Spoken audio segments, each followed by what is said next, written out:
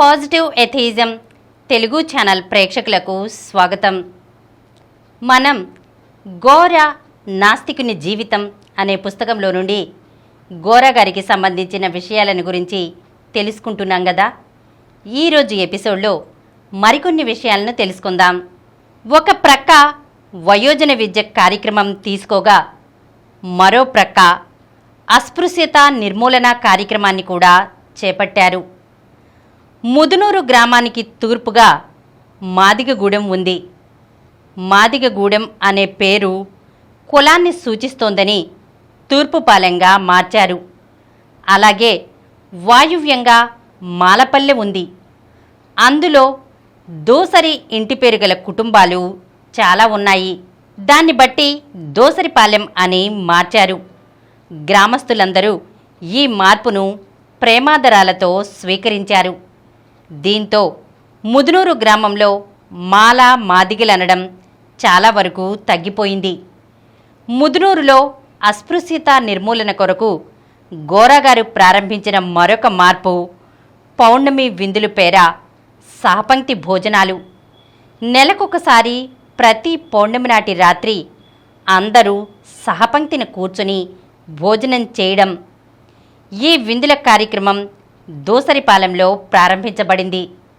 రాత్రి విందుకు రాదలుచుకున్న వారు ఉదయమే తమ తమ పేర్లు రాయించి అనా భోజనం ఖర్చులు ఇవ్వాలి.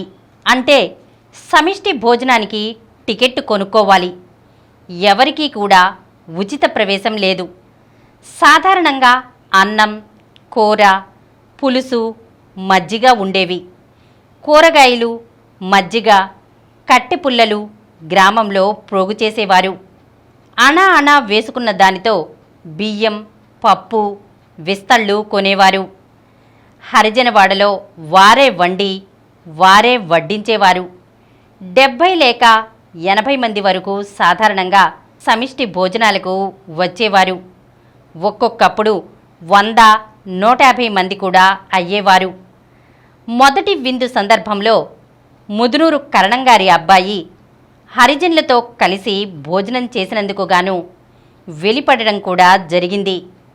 ఆచార పరాయణులైన తల్లి, భార్య సమిష్టి భోజనం నుంచి ఆయన ఇంటికి తిరిగి రాగా ఇంట్లోకి వచ్చుటకు వీలులేదని తలుపు వేసేశారు.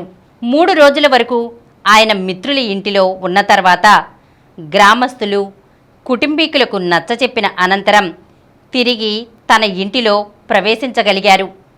పట్టణాలలో, హోటళ్లలో ఎవరో తెలియకుండా హరిజనుల ప్రక్కన కూర్చుని భోజనం చేయడం వేరు. స్వగ్రామంలో తమ గ్రామస్తులైన మాలా మాదిగలతో కలిసి నేను అస్పృశ్యతను అంగీకరించను, సాంఘిక సమానత్వం కొరకు ఈ సహపంక్తి భోజనంలో పాల్గొంటున్నాను అని చెప్పి బహిరంగంగా భోజనం చేయడం వేరు. ఇలా బహిరంగంగా ప్రకటించి చేయటం వల్లనే మార్పు వస్తుంది, సమాజం ఆలోచిస్తుంది. కరణంగారి అబ్బాయి ముదునూరు సూర్యప్రకాశ్రావు ఇలా బహిరంగంగా చేయబట్టే వ్యతిరేకతను ఎదుర్కోవలసి వచ్చింది. ఈ విధంగా 5 సంవత్సరాల పాటు ప్రతి పౌర్ణమి నాడు జరిగిన సహపంక్తి భోజనాలు ఆ చుట్టుప్రక్కల సాంఘికంగా అస్పృశ్యత నిర్మూలన విషయంలో పెద్ద చైతన్యం కలిగించాయి. కేవలం ముదునూరు గ్రామంలోనే సహపంక్తి భోజనాలు నిర్వహించడం కాక గోరా బహిరంగ కార్యక్రమం మీద ఏ గ్రామం వెళ్ళినప్పటికీ ఒక పూట హరిజనవాడలో సహపంక్తి భోజనం ఏర్పరచాలనే షరతు విధించేవారు. వివాహాలలో కూడా స్థానిక హరిజనులతో సహపంక్తి భోజనం పెడితేనే ఆ వివాహానికి వస్తానని గోరా, సరస్వతి నియమం పెట్టుకున్నారు.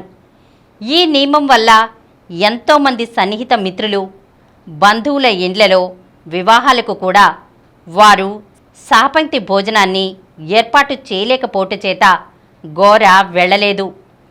చాలామందికి ఆయన దూరం కావలసి వచ్చింది. అయినా ఆ తుపాకులను గోరా ఎదుర్కొన్నారు.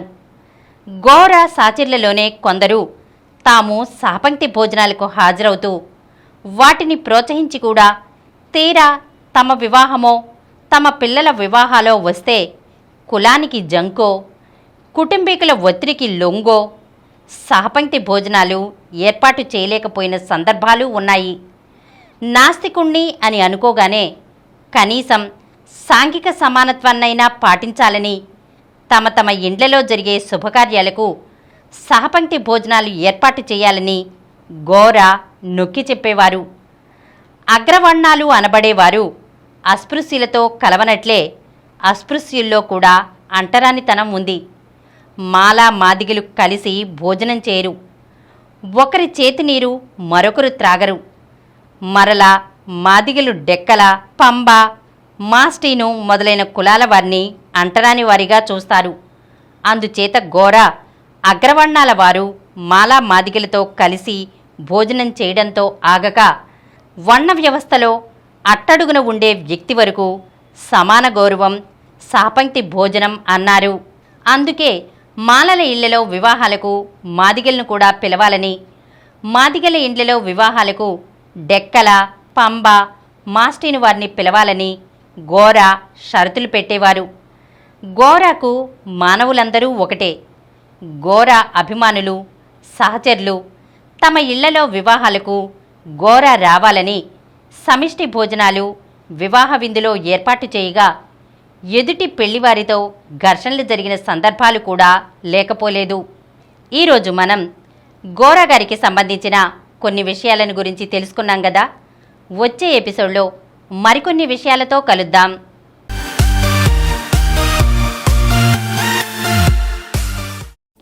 ఈ కార్యక్రమం మీకు ఎంతో నచ్చింది కదా. ఇటువంటి మరిన్ని వీడియోల కోసం అనతి కాలంలోనే 20 కోట్ల వ్యూస్ సాధించిన డాక్టర్ సమరం మల్టీ ఛానల్ నెట్వర్క్ సమర్పించు పాజిటివ్ ఎథియిజం తెలుగు ఛానల్కు సబ్స్క్రైబ్ చేయండి, లైక్ చేయండి, మీ ఫ్రెండ్స్కి షేర్ చేయండి. అలాగే ప్రక్కనున్న గంట సింబల్ని ప్రెస్ చేయడం మర్చిపోకండి.